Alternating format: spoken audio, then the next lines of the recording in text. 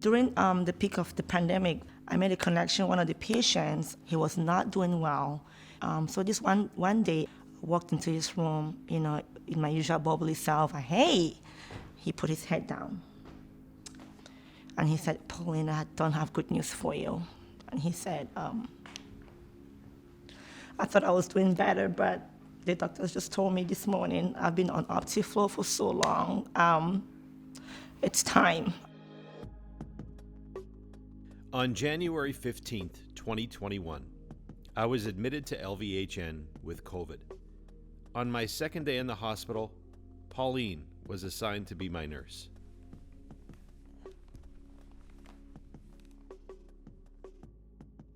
Our first meeting was during one of those moments when I was so overwhelmed with fear, and my eyes were tearing.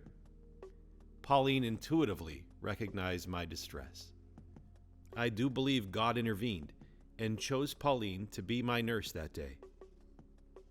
You are blessed to have Pauline on your staff, as she portrays the epitome of what an LVHN nurse should strive to emulate.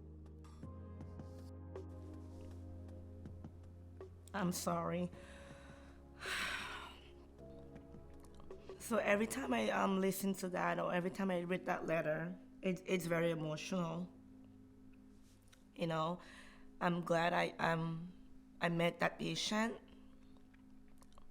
and I'm also glad that I was one of the reasons why he kept faith, and he kept, he stayed strong.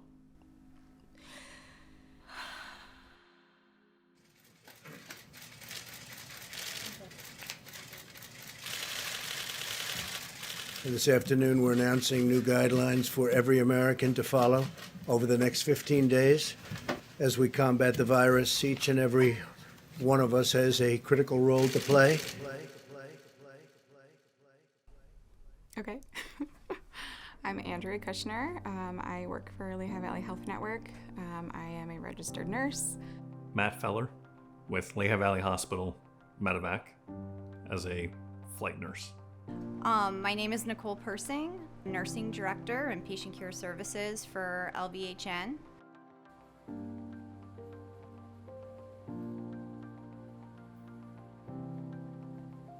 Hello, guys. My name is Pauline Ayompe.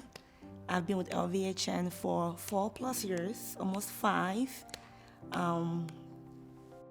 Most people, when they think of a nurse, they think of someone in scrubs passing out meds. But there is more to nursing than that. A nurse is someone to help take care of people that aren't able to take care of themselves. And just putting everything about yourself aside. Like, you may be hungry, you may be thirsty, you may have to go to the bathroom, but you put all of that aside. We do everything for the patient as a nurse. It's not just the medical aspect of it. It's the emotional part of it, the physical part of it, the mental component of it. And then there's, the part that isn't seen, which is the things that are buried, that aren't talked about. The knowing that this is what I do, and I understand that it's not always going to be pleasant. My fellow Americans, tonight I want to speak with you about our nation's unprecedented response to the coronavirus outbreak that started in China and is now spreading throughout the world. Today, the World Health Organization officially announced that this is a global pandemic. Pre-COVID, being a nurse was challenging. It's a very challenging profession to be in. You have to constantly learn and adapt and know how to handle situations while also being strong for other people. While trying to be strong for yourself. Being a nurse before the pandemic was definitely, it's still beautiful now, don't get me wrong. It was way, way different. To begin with, the staffing was better, and just the way of life. I could see my colleagues' faces. The pressure is so much. Everyone is so stressed. Everyone is so tense at work. The environment is so different now, unlike before. In March of 2020, it was utter chaos because Every day information was coming out, and every day it was changing. This virus we've been hearing about, one case here and one case there, out of nowhere became a global pandemic. You could just kind of start to put the pieces together and know that this is not contained to one place and there is a wave coming. We didn't know what it was, but we knew that we were going to be right there in front of it, with it, battling it. And I really felt like we were preparing for a war. There was a point where I'm sitting on my sofa at home in the living room, anxious to the point of I'm getting ready to either text or call my wife and say I don't know what's going on, but I'm not okay. So when COVID first came to the US, I was like, it's just a matter of time before it reaches LVH and the Lehigh Valley really in general. And I knew, working in a medical surgical ICU, even though I wasn't there full time, I still worked there. And I was scared because it was so unknown. No one knew anything about it. I was very scared. I was very worried for my kids. They were so young. Now daycare shut down. So here I am with 3 kids, 3 and under, at home, can't go nowhere. My family can't even come and help me or my in-laws because there was a pandemic. We don't know what to expect.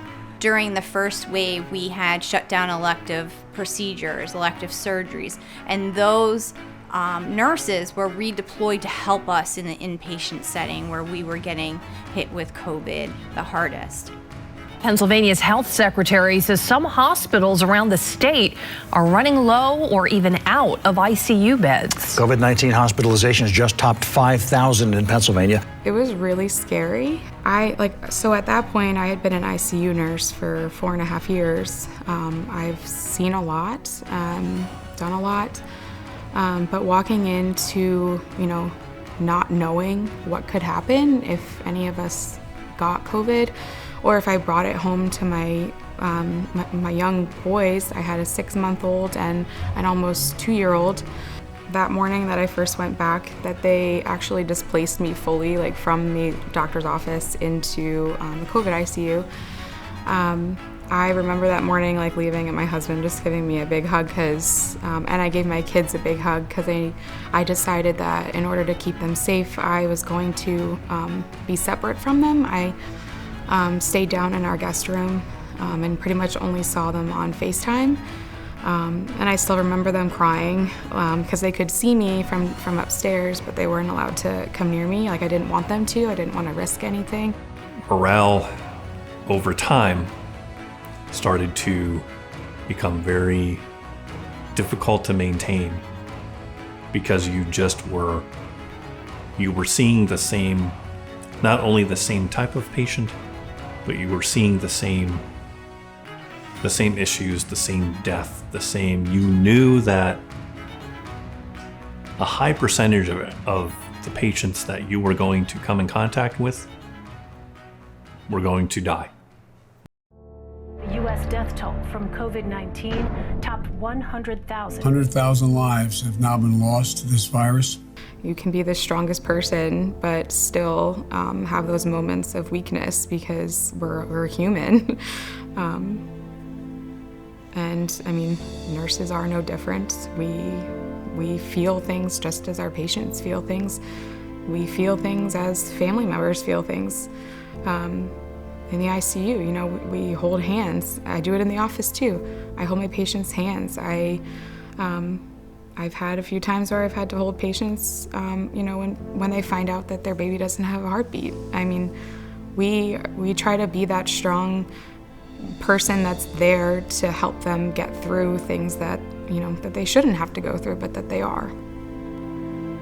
Every dispatch was COVID, another COVID patient. It became the norm. It was an expectation. The not normal was somebody who did survive.